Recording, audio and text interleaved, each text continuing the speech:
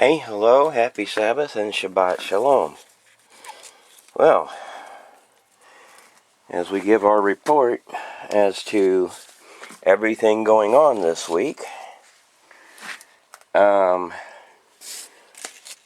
things seem to have happened that are in our favor. Look in here and see if there's any more. Are any more, is any more. It was a little bit flooded there. Might not work too well if they're in standing water. Anyhow, so these potatoes have not yet, shall we say, activated, germinated, what do you want to call it? And there's 2, 4, 6, 8, 10, 11. And now we have then 2, 4, 6, 8, 10, 12. Is that right? 2, 4, 6, 8, 10. Spudlets that have all finally sprouted. So, that's very encouraging. Here pretty soon, I have to run them all out and put them somewhere that they can grow to their fullest. Because I can't leave them in here and get that done. I ain't got enough soil and ain't got enough room for the soil. So that's part of what's going on. Of course, the spider plants, now that it's warmer and they've been getting more water, they're flowering and putting on babies.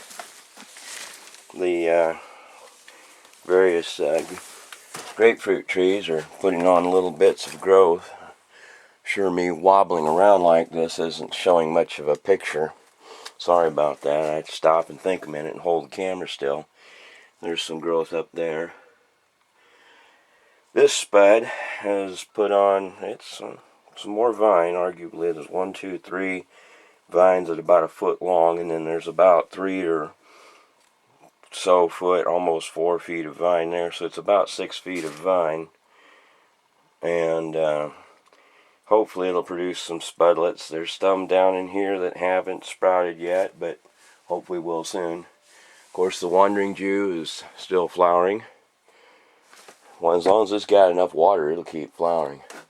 This thing was looking pretty sickly. It's not looking super great yet, because you see how transparent and green the leaves are. Still not getting enough nutrients. So I gotta put more nutrients on it. Still growing, but not growing very well. Again, that's the third trunk that thing's had, because it's been froze back twice. So, and it's like 12 or 13 years old now. Looks like a seedling. Almost like a seedling. Pretty bad. But it's still alive. Hopefully I'll get to transplant it and get it to grow up. Because this is the bigger kind of avocado. These other ones over here are the smaller kind, the Haas that everybody's used to. This pecan needs to go out soon, because it's going to be too big eventually to move out of here. These things here, see, they're still dark and colorful, but they're long and spindly now, so they don't want to stand up. The yellow raspberries, I need to get them out before they die from whatever, including lack of nutrient, lack of sunlight, lack of everything. A lot of things are just doing fine, and some things are just doing terrible. Like here, I accidentally hit a bunch of my mugs with a hose, and they all went flying off the end there, and some of them broke. So I don't know if I'll be able to repair them all, or if they'll end up with enough holes that they won't hold water, or they'll, I might just end up forced to throw them away. I still have 3 mugs that are, this one just needs its handle. So that should be watertight. Now my spindly pears are growing to beat the band. They're really getting to it. So hopefully I'll have a way to propagate those into a new container at some point and get them going along better than they are. Spread them out and give them a little more rooting. But they're doing okay, which is encouraging. Again, that was a normal prickly pear at one point. Now it's dozens of little shoots that are thin and spindly, but they're still growing. Over here, nothing here is significantly different. A little bit of growth.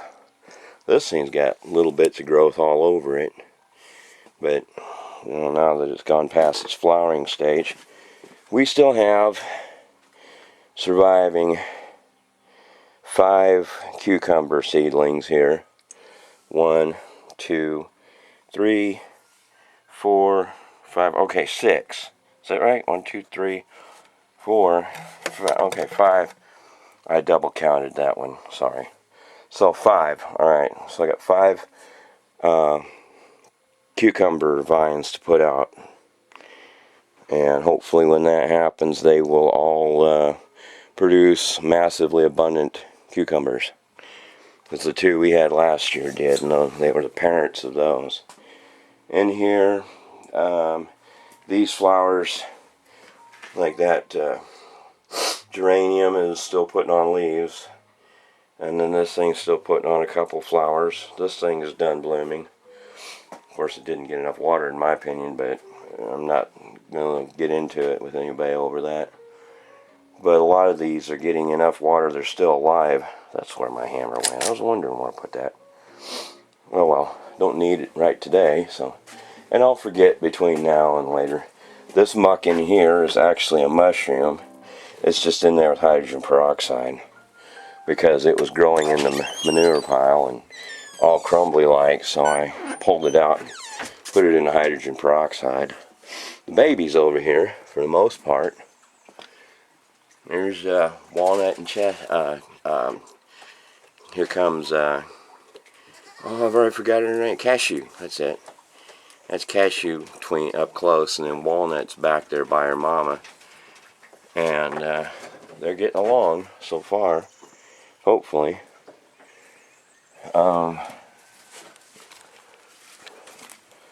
There's a couple mushrooms out here. I was hoping they'd get bigger than they are, but I think that I'm gonna pick them after sunset today, because I don't think that they're gonna make any bigger fruit than they have. I was hoping they'd get bigger with the rain we had yesterday, but they've apparently not decided to do that. This, I did not realize was left open. It was left open by me though, because apparently I was coming in from the rain or something and forgot to latch it.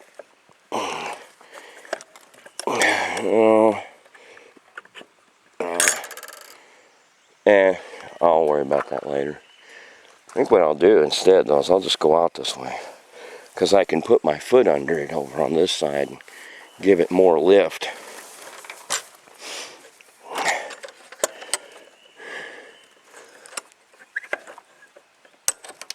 There, that's got that in place. Which just means I'll have to circle around to show you other things that I've been doing.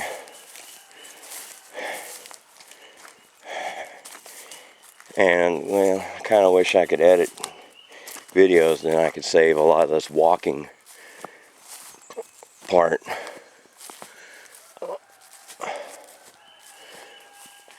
So, of course, the sage is doing pretty good. The potatoes have turned yellow on me. I don't know if it's iron deficiency or what, but I'm in the process of making some iron sulfate down at the shop. We'll get to that in a bit. So iron sulfate hopefully will fix this yellowing, I hope. So they're getting magnesium, they're getting calcium, they're getting some potassium. Just something's missing. It's probably iron. Over here, finally, I've got 1, 2, 3, 4, 5 watermelon seeds have germinated out of, well, how many dozens. I got a couple of tomatoes here that are germinating. I don't know if they're going to stay alive, but they're germinating. And then right in the middle of all this, all these lentils haven't germinated for some reason. Could be that there was too much toxicity in that soil. I don't know. I have no way of knowing. what few tiger lilies have survived the onslaught of billy goats last year, they seem to be doing all right, and they, especially since they also had to survive some frost, and so they've survived the frost, some of them, and they've survived the goats, so they're coming back, a few of them. And these right here, again, I'm pretty confident all this is basil, and if it is, it's going to be beautiful. It's going to be a lot of it. The garlic needs to be transplanted on the other side because I'm going to put the cucumbers in here. Oop, there's an acorn that's sprouted, so I got a oak tree growing in there I got to pull out. Squirrel probably put that in there. These lentils, some of them are going all right, some of them are not. And so I don't know what to say there. This plant here, some of these are making seeds, some are not. See, some of them are making little seedlings, hopefully. And then this one over here that I can propagate and make more of that, because it's edible, whatever it's called. And if it's edible, I want to raise it. And then of course there's some giant wild lettuce in there. You see the water came in here. It happens when you get several inches of rain around here in rapid succession. It just comes deluge in and flows over its banks and gets places that it would otherwise not get. Of course, it soaked my wood pile that should have been covered up to keep it dry. It's my own fault for not having it covered. Over here, there's some seedlings that are starting to germinate now from, this was all bare real bad, starting to germinate a little bit more grass seed. Hopefully it'll cover it and fill it up, because this has been barren for years, and hopefully it'll lushen up, become a good healthy field someday. Let's go look at our mountain bog gentian. They're perennial, so some of these that have come back up, there's little ones here and there in here that might be, like this is one that got bitten off last year but came back anyhow. This is the oldest one right here, and I'm sure if you looked in here real careful, there are a couple else in here. Part of the thing is over time the sunlight's gotten in here and encouraged some more ground growth, because the goats got up in here and were eating all the low-lying shrub, and then the mower came in and devoured some more low-lying shrub. So this area getting more direct ground sunlight will potentially open up more grass and flowers. You can see where the mowers just left mangled wood all over the place. Tear the trees up real good. Makes them look like crap. And then it's got these little sharp pieces that can stab your tires, because cedar branches, even though it's a weak wood, it shatters in sharp angles, and in that so doing ends up being a very easy stick to poke holes in tires. Causes all sorts of problems. But, you know, unless you force the county to come along and pick up their mess, or force them to stop mowing, how do you resolve this issue? Sorry about that.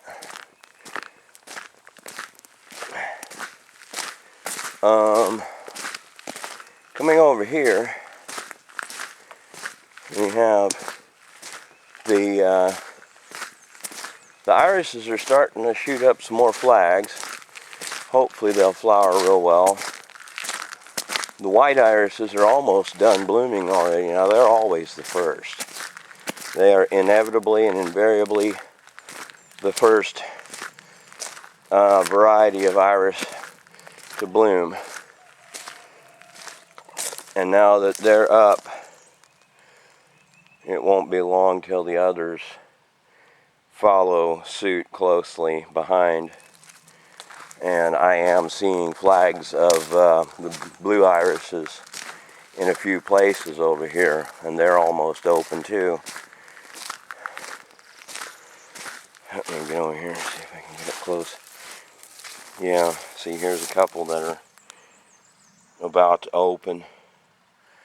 And I put phosphorus over here on these, but I don't know if it's enough to make them bloom or not.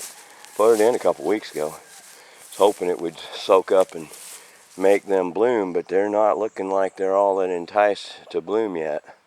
I don't see any flags on them. So I don't know what to do about that. Of course, this right here used to be really bare, except for some really tall, clunky weeds. And with a little bit of mowing from the goats and from, well, the mower, it's starting to thicken out a little bit. And of course, also Bermuda grass is thatching in a little at a time. So hopefully eventually this will have a good soil top on it. I'll try to go in here every once in a while and sprinkle some manure and other soil on top of it. You can see the deer or the rabbit droppings, whichever it is. So this area gets mowed by the wildlife somewhat. And the tree put on blossoms. I have no idea how many of them will set fruit, but they're putting them on. And then of course the trick is keeping the groundhogs out of it, since they'll steal all the fruit. Oh, I thought that branch was dead, but lo and behold, it ain't. Well, that's good. I will try to air root that from right in that area so that it can hopefully become a new tree all of itself, because that's those that come from the suckers that come from the original root. Again, this is a graft, so it's got one root and one top that are separate from each other, and that one that's laying down there is from the root, not from the top piece. So it's a different breed of tree, and it's supposed to be a much more durable, rugged tree, and it might be what's necessary to get any good apples, even if they are smaller. Of course, some of these paper whites and jonquils are slowly opening up. The hazelnut are, or if you want to say filberts, either way, are coming back up. And I've got the two babies, and then this one that's in rough shape is still alive, though. I need to prune it some to get rid of some dead stick on it. Bridal wreath, it's been open for a week or so, but it's opening very slowly. Very, very slowly. So it is open, just not full bloom. The peonies over there are coming up, or the one peony, depending on how you call it. They all come from, all the stems come from one place, one source. And if anybody's noticed, I'm up in the morning instead of in the afternoon. Well, strangely enough, I got up early. And on top of that, it's cooler now than it will be later today, so I don't particularly want to be out in the heat of the day if I can get in here during the cool of the day. There we go. So there's a peony with a ant on the top of it. Again, due to the fact the boys ate it off to the ground, it's a miracle in a way that it came back, and it did come back, and so hopefully it'll regain and regrow and be strong again. The wild hyacinths are in here now. They've been knocked over a little bit by the rain, but they're still in good shape. So the wild hyacinths in here are just a little patch. Eventually I'll try to find them all and propagate them somewhere else, but not today. And that's probably the bulk of the flowers that are going to be open right now. Again, in a few days, some more of the irises will hopefully pop up and do their thing. And then later in the year, of course, the surprise lilies there will come back up with a flower head. They've been doing pretty good so far. And then, of course, the various daylilies just have the problem of the deer eating them. But hopefully that we'll be able to get past that too.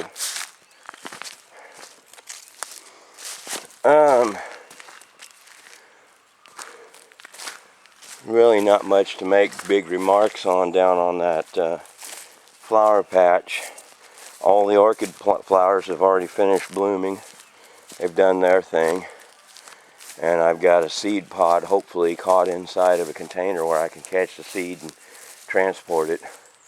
These things have all finished blooming and set what fruit they're going to set and cast the rest. And it looks like they've cast almost everything. Last year they gave it a valiant effort. This year it looks like they gave it no effort at all. Of course, our one little lone poor asparagus struggling along here valiantly. Needs to be moved somewhere else and put in better soil, but it's alive, so not going to worry about it right now because I don't have anywhere else really to put a lot of things when you've only got 3 acres and it's poorly done. Free wood. This is part of it. It was thrown out at the clinic. There was more over here, but more of it, I've already moved some of it. So, over here is some of it. All this orangey looking wood, like here and here and here and there, these are part of the free wood I got last time. 1, 2, 3, 4, 5, 6 here. And then some of the rest of it is, like I say, some of it's warped, some of it's really old, some of it's 2x6s, and so different stuff in there. Some in there it's short pieces. Some of it I've already put in the application. You notice I've got these cement block stacks here. I need to lower this propane tank down on there so that I can free up this A-frame for my brother so that he can change a truck cab out on his truck.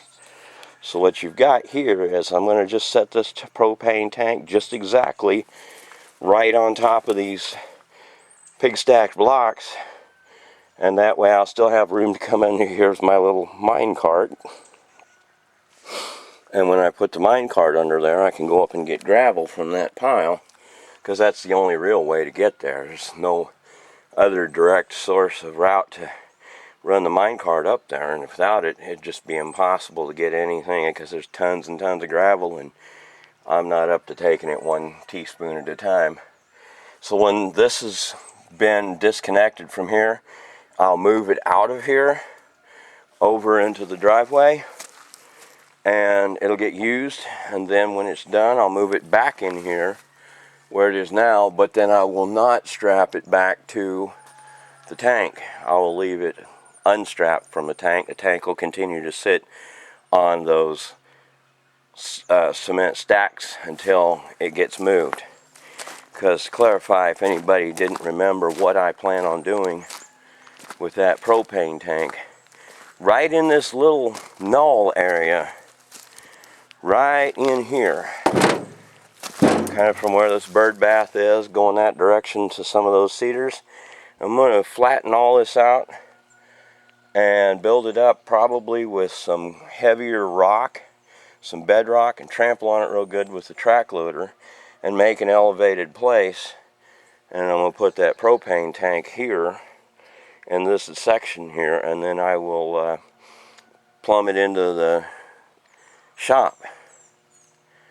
And so that will give me propane at the shop. Hopefully my brother will take his steel here, because I need to come in here and dig all this down. See, this is where some of those cement blocks were just sitting, and I'm going to cut. This is going to basically be ground level going that direction all the way up to the very edge of that fence there with that mimosa tree. And if I can, I'm going to tie the whole fence into the back of the new building that'll come in here. You'll be able to go in through the back of the building into the pen, and it'll have a bit of a roof over it. That mimosa tree will be cut back quite a bit so that it's mostly just facing towards the north, and then the corner of that field will be back this direction some. Let me see if I can get in line with that. Just about here. So you see how far we are from that tree right there. I'll just bring the fence right up here and pin it to whatever the wall is, and there'll be that much more square surface area inside the pen. Or I might, especially since that tree up there is dead, I might bring the field over, because all this wire on this side will be freed up to come out this direction. The actual building, I do want to avoid destroying the flower circle as much as possible, but I need to have this building in here. And when the building goes, it's going to go almost right up to the road, and it'll go over to the point of that power line right there where that yellow covered cable is. So that will go from that area right there where that corner is, and it'll go this direction straight across best I can in here. And I'll try to preserve the flower circle, but no promises that it'll be absolutely perfect by the time I'm done. Because the only other option is to jog the wall and make it where it's got a hollow spot in it. And while some people say do that, it's like, yeah, kind of not wanting to. The only other option would be is to have the whole building be smaller going southwards direction, and then leave that area unused where it's out, or well, bring the fence out there wherever it comes to. I don't know, but I'm pretty sure I'm going to kind of come through here and make this all up here somewhere, and that'll potentially, like I say, damage the flower circle, but I'll move all the flowers. I won't kill the flowers, I'll just move them. And the last very healthy, active cocoons, still looking really good. Most of them have already finished their flowering. They'll be putting out seeds, tiny little seeds you can't even see. And pretty soon that bush will be in full bloom. I don't know if that catalpa will flower or not. Some years it doesn't. Just like I don't know if the crepe myrtle will even come back, let alone flower. Some things just don't seem to be in the mood of flowering anymore. They were when I first got here, but they're not now. Amongst my other free junk I got, there's an air conditioner right there that my friend threw away. I have so many air conditioners from her. She goes through air conditioners faster than I go through broken tools. And that's saying something, because I tend to break like tools all the time. But I've gotten probably 8 air conditioners from her now. They just, whatever reason, they fail on her, and she throws them away and gets another. And so I haul them off, and I'm going to try to use them for their coils and everything to build my big freezer project someday. What was I going to say? I think there was something in here. Oh, I think I was just pointing out my iron sulfate and phosphoric acid research over here. I say research, tinkering, piddling around, self-taught. This is the phosphate reaction in progress, and this is the iron sulfate reaction in progress. And it's just, this was triple superphosphate and sulfuric acid, and that's just steel powder shavings and sulfuric acid. So basically, one's One's for plant nutrients, and one is for parkerizing metal. So one's going to be iron sulfate, and eventually one will be iron and manganese phosphate for coating metals. Other than that, nothing else has been changed in here. So, well, that is everything that's gone on this week, except that I didn't actually show you the final establishment of the feed box on the other side, and it's not absolutely finalized anyhow, so, but it should soon be. It's got one little bit of thing left to do to make it finished, and then from there I'll move on to other parts of that project.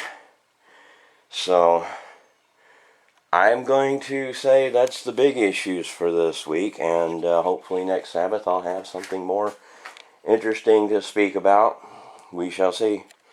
Until then, again, have a happy Sabbath, blessed day, and a blessed week coming up. And may God give you everything that you need, and maybe some of what you want. Bye for now.